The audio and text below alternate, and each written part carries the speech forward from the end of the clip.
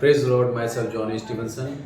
आपका मेरे चैनल में स्वागत करता हूँ। परमेश्वर की दया से आज का जो वचन है वो इस दुनिया के अंत के बारे में है।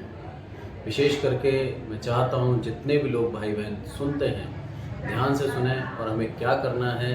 परमेश्वर का आगमन, प्रभु यीशु मसीह का आगमन नज़दीक है। तैयार रहें, तैयारी करें। आइए आज के वचन में जाएंगे हम। और आज का वचन का शीर्षक यदि मैं बोलूं तो आज की परिस्थितियों को लेकर जो चल रहा है समाज में, जो दुनिया में, उसी को लेकर यह शीर्षक है, प्रभु यीशु मसीह का दूसरा आगमन। यह समझना हर विश्वासी के लिए बहुत जरूरी है। हमें पूर्ण रूप से तैयार रहना है कि प्रभु यीशु मसीह कभी भी आ सकता है। देश देश में लड़ाइयां चल रही हैं, महामारियां आ गई, भूकंप, भूमिडोल हो रहा है। परमेश्वर की सारी भविष्यवाणियां जो आमोस से लेके जकरिया, सपन्या, यशाहा, जितनों ने भी करी, वो भविष्यवाणियां पूरी होती जा रही हैं। प्रभु का एक वचन भी खाली नहीं जाता। ये है मेरे प्रभु की महानता। जो उसने कह दिया वो पूर्ण होगा। इसलिए हम निकालें पहला तीमुथियुस और उसका 4 का 13 से लेके 18 तक। यहां पर कहता है, मैं आप लोगों के लिए पढ़ता हूं। हे भाइयों, हम नहीं चाहते कि तुम उनके विषय में जो सोते हैं अज्ञान रहो। ऐसा ना हो कि तुम दूसरों के समान शोक करो, उन्हें आशा नहीं। ये पौलुस बोलता है और इस चीज को समझाता है कि तुम्हें विश्वास करना जरूरी है और तुम्हारे जीवन में एक जीवित आशा होना जरूरी है। मेरा पिता जब चले गए, मैं निराश हो गया था कुछ समय के लिए। प्रार्थना हमने सबने करी। परमेश्वर की योजना के विरुद्ध हम कभी नहीं जा सकते। प्रभु की योजना मेरे पिता को लेने की थी, इसमें कुछ ना कुछ भलाई जरूर है। आज मुझे नहीं मालूम, पर आने वाले समय में प्रभु मेरे लिए वो भेद खोलेगा। बोलता है वो आशा, वो जीवित आशा, वो तुम्हारे जीवन में होनी चाहिए। अगर तुम मसीह हो तो तुम उनके समान सोते मत रहो, क्योंकि समय जो आ गया है वो बहुत ही विकट है, बहुत ही ज्यादा परेशान वाला समय। और ये समय आज हमें ऐसा लगता है कि इस्राएल के विरुद्ध में इतने देश खड़े हैं। ऐसा कैसे हो सकता है प्रभु तेरी प्रजा के विरुद्ध? अरे उसकी भविष्यवाणी कहती है इसीलिए ऐसा होता है। परमेश्वर ने पहले ही कह रखा है, इसीलिए ऐसा होता है। और मैं उस भविष्यवाणी को आपको बताता हूं। जकरिया निकालें आप, और जकरिया 14 उसको मैं पढ़ता हूं आपके लिए, कि 14 का पहले से पढ़ रहा हूं। सुनो, यहोवा का एक ऐसा दिन आने वाला है जिसमें तेरा धन लूटकर तेरे बीच में बांट लिया जाएगा, क्योंकि मैं सब जातियों को यरूशलेम से लड़ने के लिए इकट्ठा करूंगा और वह नगर ले लिया जाएगा और घर लूटे जाएंगे, स्त्रियां भ्रष्ट की जाएंगी और नगर के आधे लोग बंधुआई में जाएंगे, परंतु प्रजा के शेष लोग नगर ही में रहने पाएंगे। कुछ बचा है इसके अंदर। परमेश्वर का क्रोध देखिए जो यरूशलेम के ऊपर है। ऐसे ही क्रोध नहीं आया है। इस क्रोध की वजह है परमेश्वर ने इनको अपनी निज प्रजा कहा, परमेश्वर ने इनके ऊपर अपना आशीष का हाथ रखा, परमेश्वर आगे आगे इनकी अगुवाई करता है, परमेश्वर इनको चंगा करता है, परमेश्वर इनकी भलाई करता है। उसके बावजूद भी ये जीवते परमेश्वर को छोड़कर अन्य जाति के पीछे जाते हैं। ये कारण है सबसे बड़ा जो परमेश्वर को बुरा लगता है। हम उस जीवते परमेश्वर को छोड़कर अन्य देवी देवताओं के पीछे जा रहे हैं, अन्य मूर्ति पूजा कर रहे हैं। वो चीज प्रभु को बिल्कुल पसंद नहीं आती। वचन कहता है कि यदि हमारा धन हमें परमेश्वर के से ज्यादा पसंद है तो हम उसकी मूर्ति पूजा के बराबर उसे गिना गया है। हमारा लालच मूर्ति पूजा के बराबर गिना गया है। सोचिए आप, कितना ज्यादा संभल के चलने की आवश्यकता है हमें। प्रभु का वचन कहता है कि सावधान रहो, सोते मत रहो। ये चेतावनी है जो हम पढ़ रहे हैं तीमुथियुस के अंदर, कि सोते मत रहना, नहीं तो ऐसा दिन आएगा कि तुम्हारे पास जो आशा है वो भी छीन ली जाएगी। आज हमारे पास मौका है, अपने जीवन को हम जांचें परखें, यदि आवश्यकता है बदलने की तो तुरंत बदलें। क्योंकि जब प्रभु यीशु मसीह का वो दिन आ जाएगा जो तय है, तो फिर हमें बदलने का मौका नहीं देगा प्रभु। इसलिए बोलता है यहां पर वो वही पहला तीमुथियुस में जाता हूं मैं, 16वीं आयत पढ़ता हूं, क्योंकि प्रभु आप ही स्वर्ग से उतरेगा और उस समय ललकार और प्रधान दूत का शब्द सुनाई देगा और परमेश्वर की तुरही फूंकी जाएगी और जो मसीह में मरे हैं वे पहले जी उठेंगे। ये 7वीं तुरही के विषय में कहा है पौलुस ने। सोचिए कितना ज्यादा परमेश्वर पौलुस और उसके दासों से प्रेम रखता था कि आने वाले हरेक भविष्यवाणी को उन्होंने लिख दिया हम लोगों के लिए और उनको बताया ऐसा ऐसा होगा। ये चिन्ह दिए कि तुम इन चिन्हों को जब देख लोगे तब तुम्हें समझ में आएगा कि दुनिया का अंत नजदीक है और प्रभु यीशु मसीह आने वाला है। और आज के चिन्हों को देखकर ऐसा लगता है कि प्रभु यीशु मसीह आने वाला है। प्रभु यीशु मसीह हमसे प्रेम रखता है, इसलिए वो सारे चिन्हों को दिखा रहा है, समझा रहा है, हमारे दिमाग के अंदर इतनी बुद्धि दे रहा है कि हम इस चीज को समझें और अपने आप को बदलें। क्योंकि मनुष्य 100% शुद्ध नहीं है, कोई सा भी मनुष्य क्यों ना हो। सिर्फ और सिर्फ मनुष्य रूप में प्रभु यीशु मसीह आया, वही 100% शुद्ध था। हर एक मनुष्य के अंदर कुछ ना कुछ कमी होती है। किसी के अंदर लालच होता है, किसी के अंदर स्वार्थ होता है, किसी के अंदर घमंड होता है। परमेश्वर इन सारी चीजों को जानता है, हम उससे छुपा नहीं सकते। इसलिए प्रभु बोलता है कि सोते मत रहो, ये समय आ गया है अपने आप को बदलने का, ये समय आ गया है अपने आप को जगाने का और उस जीवित आशा को अपने पास रखने का। क्योंकि समय इतना कठिन आएगा कि एक भी जना बचेगा नहीं। उसका क्रोध बहुत भयंकर है। 7 तूरियां दी उसने, 7 तूरियों के अलग अलग मीनिंग है।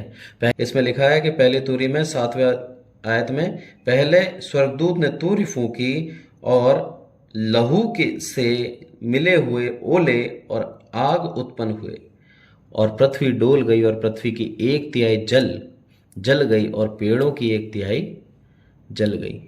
यहां पर दूसरी फूरी जब फूंकी गई तब उसी समुद्र के अंदर जो जीव जंतु है उसकी 1/3 मार दिया।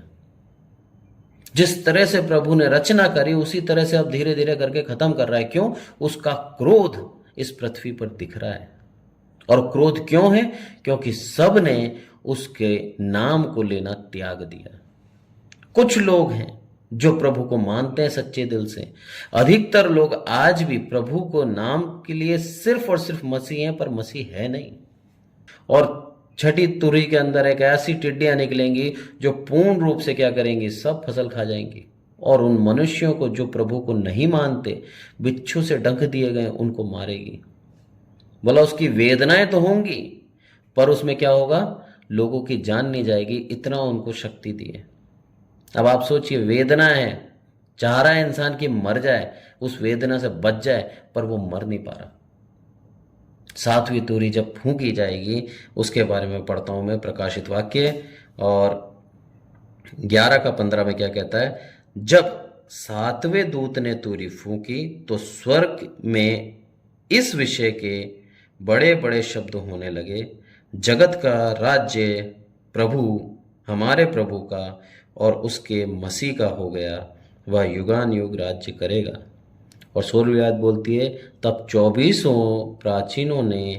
प्राचीन जो परमेश्वर के सामने अपने अपने सिंहासन पर बैठे थे, मुंह के बल गिरकर परमेश्वर को दंडवत करके कहने लगे, हे सर्वशक्तिमान प्रभु परमेश्वर जो है जो था, तेरा धन्यवाद, हम तेरा धन्यवाद करते हैं कि तूने अपनी बड़ी सामर्थ को काम में लाकर राज्य किया। 24 के 24 प्राचीन। मैं समझता हूं परमेश्वर ने जो 24 याकूब के पुत्र थे, जो गोत्र बने, 12 वो हो सकते हैं और 12 प्रभु यीशु मसीह के चेले हो सकते हैं। बोला 24 को 24 प्राचीन घुटने टेक कर प्रभु के सामने बोलेंगे, तेरा राज्य हमेशा के लिए तू राज्य करे। अब ये समय आ गया है, 7वीं तूरी, 7वां अंक इसीलिए दिया है, समाप्ति का, संपूर्णता का 7वां अंक ये होता है। प्रभु यीशु मसीह ने 6 दिन में दुनिया बनाई और 7वें दिन को विश्राम किया। 7वां जो अंग है उसको आशीषित करा। समाप्ति को दर्शाता है कि काम पूरा हुआ, और उसी के साथ ये दर्शाता है कि अब परमेश्वर का काम इस दिन में पूरा होना तय है। इसलिए 7वां स्वर्गदूत ने 7वीं तुरही फूंकी और प्रभु यीशु मसीह का आगमन नजदीक है। इसकी फूंकते ही प्रभु यीशु मसीह आएगा। सावधान रहना है हमें। आज मौका दे रहा है हमें। आज हमें मौका दे रहा है कि हम अपने आप को जांचें, परखें, क्योंकि प्रभु बहुत प्यार करता है हमसे, बहुत प्यार करता है मनुष्य जाति से। प्रभु चाहता है कि हम में से एक भी नाश ना हो। आगे से आगे हमारे वचन के द्वारा वो हमें सिखाता है, अपने जीवन को दोबारा जांचने के लिए प्रेरित करता है। प्रभु की दया से ही हम अपने आप को बदल पाते हैं, हमारी इच्छा से नहीं होता।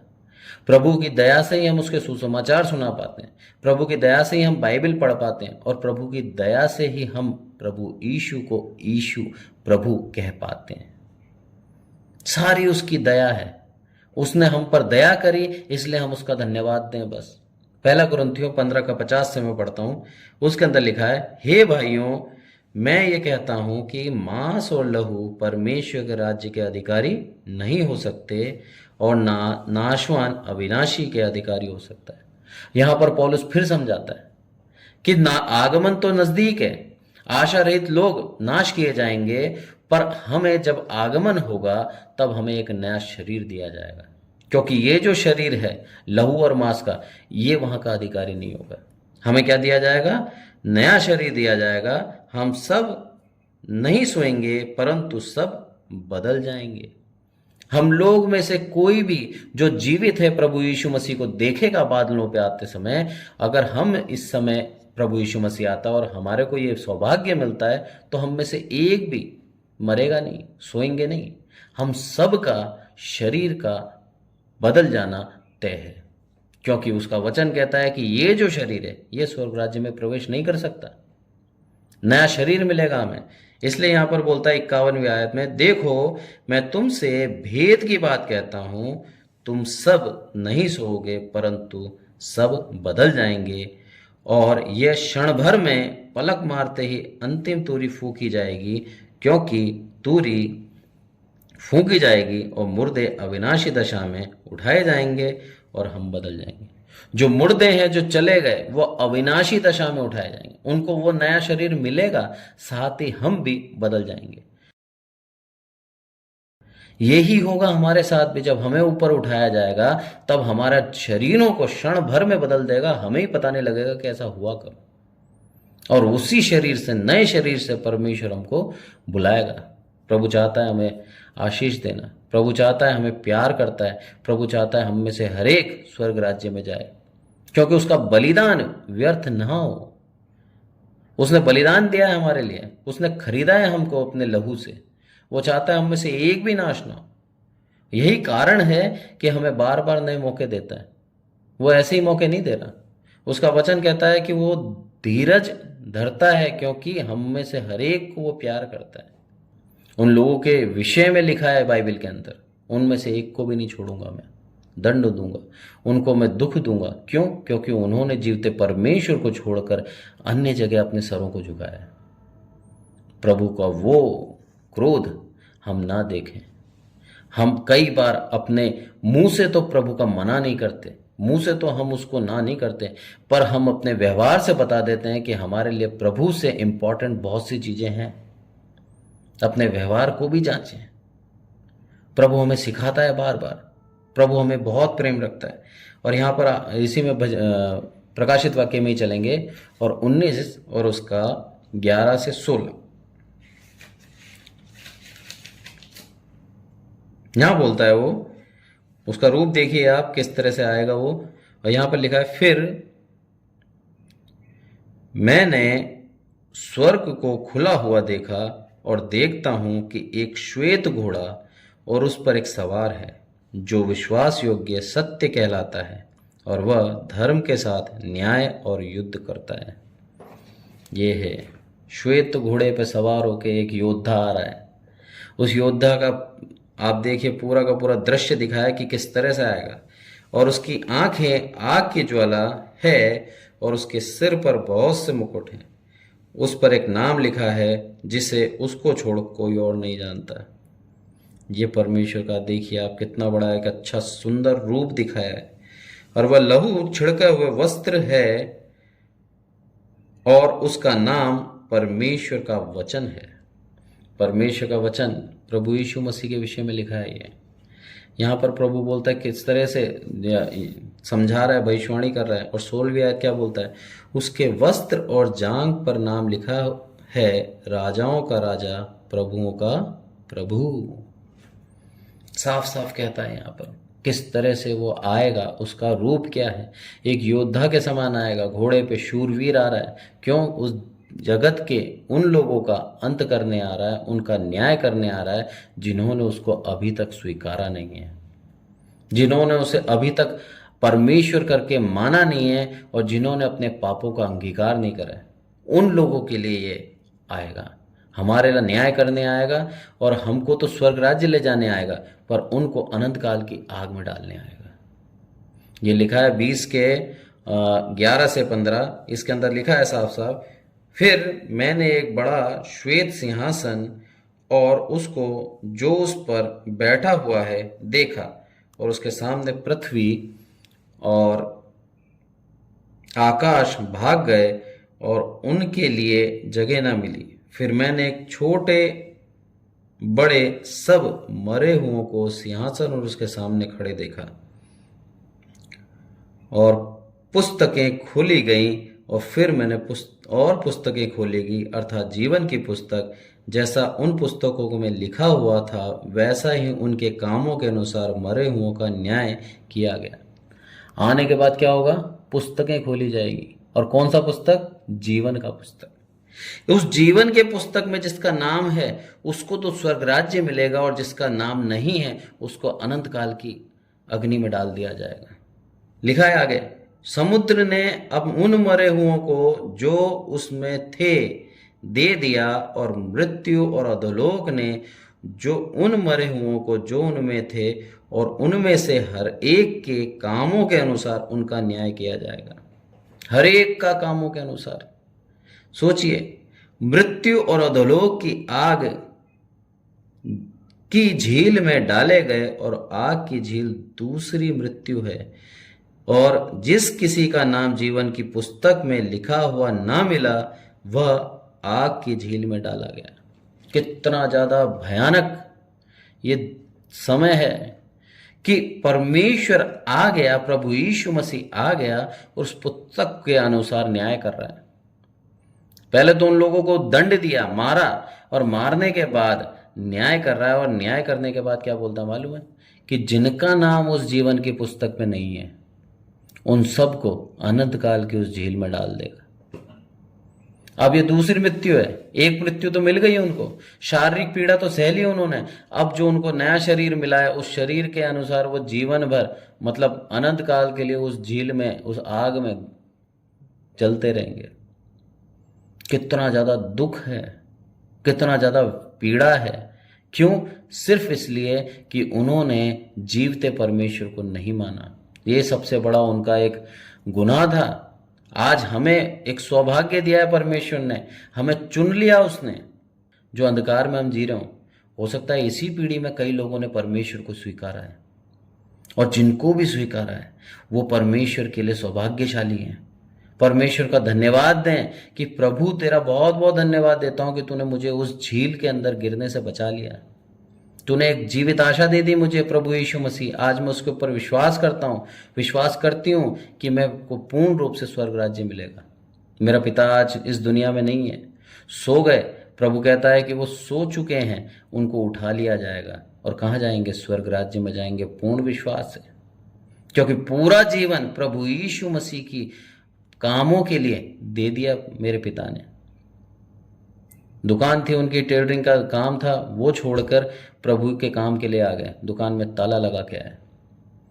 इतनी ज़्यादा आर्थिक स्थिति कमज़ोर हो गई थी कि सुबह का खाना बन गया तो शाम के खाने बनने का कोई पता नहीं है। ना घर में पैसा, न घर के अंदर राशन। 4 भूखे बच्चे, उनको छोड़ के प्रार्थना के लिए जा रहे हैं। आज जब मैंने दोबारा स्टार्ट करा उस काम को, मैंने क्या, परमेश्वर ने जब मुझसे स्टार्ट करवाया उस काम को, तब मेरे घर के अंदर भी कई बार ऐसी समस्याएं आती हैं। बच्चा बीमार है, बुखार आ रहा है, 102 बुखार है। अब विजिटिंग जाओ या बच्चे को देखो, मैं प्रार्थना करके उसको दवाई देके परमेश्वर की दया से निकल जाता हूँ, प्रभु तू ठीक करेगा। और जब मैं आता हूँ बच्चा खुश मिलता है, खेलता मिलता है, क्योंकि उसके काम के लिए परमेश्वर हमें परखता है। क्या तू, मैं तेरे लिए इंपॉर्टेंट हूँ या तेरा परिवार तेरे लिए इंपॉर्टेंट है? जहां हमने ये देख लिया कि परिवार पहले है, वो हमसे सब छीन लेगा। हमें भी परखता है, छोटी छोटी बातों में परखता है। और जब वो देखता है कि सच में मुझे प्रेम करता है, तब हमें आशीष देता है। यहां पर ऐसे ही नहीं कहता वो कि क्या, कि समुद्र और सारे लोग जब उसको दे देंगे उन मुर्दों को, तब मैं क्या करूंगा, उनका न्याय करूंगा। और न्याय करने के बाद हम देखते हैं यशाया और उसका 65 का 17, इसके अंदर साफ लिखा है। यहां कहता है, क्योंकि देखो मैं नया आकाश और नई पृथ्वी उत्पन्न करता हूं, और पहली बातें स्मरण ना रहेंगी और सोच विचार में भी न आएंगी। सब कुछ नया हो जाएगा। नया आकाश, नई पृथ्वी उत्पन्न करूंगा। किन के लिए? उन सौभाग्यशाली को जिनको परमेश्वर ने चुना स्वर्ग राज्य के लिए। सब कुछ नया देगा।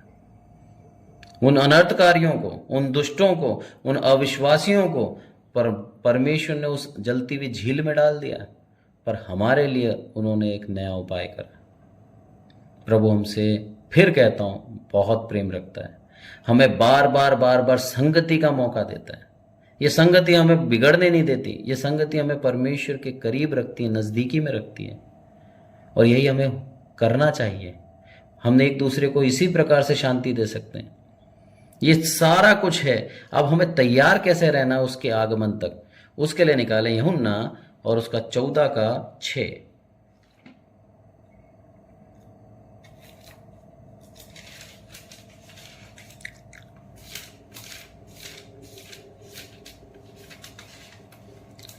यहां कहता है, यीशु ने उनसे कहा, मार्ग, सत्य और जीवन मैं ही हूं। बिना मेरे द्वारा कोई पिता के पास नहीं पहुंच सकता। मार्ग, सत्य और जीवन, हमें तैयार रहना है प्रभु यीशु मसीह को थाम कर। वही मार्ग है, वही हमारी अगुवाई करता है, वही सत्य है और वही जीवन है। अनंत काल का जीवन वही है। प्रभु यीशु मसीह जब तक हमारे संग है, जब तक हम प्रभु यीशु मसीह को अपना करके चलते हैं, तब तक हमें कोई भी मार्ग से हटा नहीं सकता, क्योंकि मार्ग वो खुद है। दूसरा पतरस और उसका 3 का 9,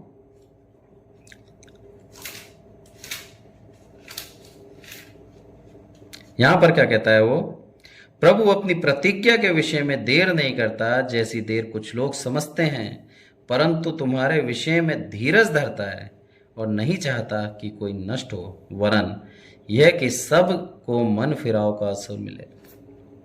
ये देखिए कितने उसकी प्रेम दर्शाता है ये वचन। अरे वो देर नहीं करता जैसा लोग समझते हैं।